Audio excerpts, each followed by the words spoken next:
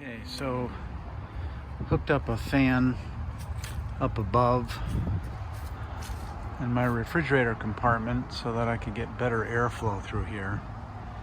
It was terrible beforehand.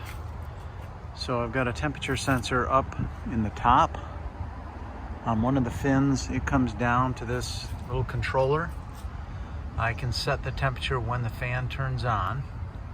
I've powered it through a connection that basically off one of the power 12 volt lines that come into the control board.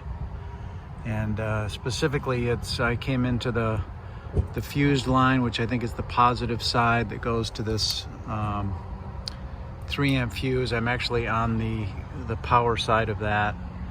And then on the ground side, negative side, I've tapped into this line that, again, that comes off that same connection over here to pull in to power into the controller.